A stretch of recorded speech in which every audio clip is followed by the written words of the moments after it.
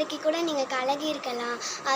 எனக்கு யாருமே இல்லையே, என் கூட யாருமே இருக்க மாட்டேங்கிறாங்க, என்னை விசாரிக்க ஆள் இல்லை, நான் வந்து எப்படி இருக்கேன்னு கூட கேட்கல, யாருமே அப்பா அம்மா இல்லை, ஃப்ரெண்ட்ஸ் இல்லை, உறவுங்க இல்லை, யாருமே இல்லை அப்படின்னு சொல்லி நீங்கள் மன கஷ்டத்தோடு இருக்கலாம். ஆனால் ஏசப்பா அவங்கள பார்த்து சொல்கிறாரு. ஏசாயா 41:13 சொல்கிறாரு, நான் உனக்கு துணையாக இருக்கிறேன், நீ பயப்படாதுன்னு ஏசப்பா சொல்கிறாரு. அப்படி துணைனா உங்களுக்கு என்னன்னு தெரியுமா? துணைனா இப்போது காங்காய்ச்சலாம் ஒரு எழுத்து வரும் படிக்கும் போது, அப்போ ஒரு எழுத்தோடு ஒரு எழுத்து இணைஞ்சாதான் அது ஒரு சொல்லாக வரும். அப்போ தான் நம்ம படிக்கிறதுக்கு ஈஸியாக இருக்கும். இப்போ எக்ஸாமில் கூட பார்த்திங்கன்னா ஒரு வேர்டு கொடுத்துருவாங்க, இன்னொரு வேர்டு கொடுத்துருவாங்க, அது சேர்த்து எழுத சொல்லியிருப்பாங்க.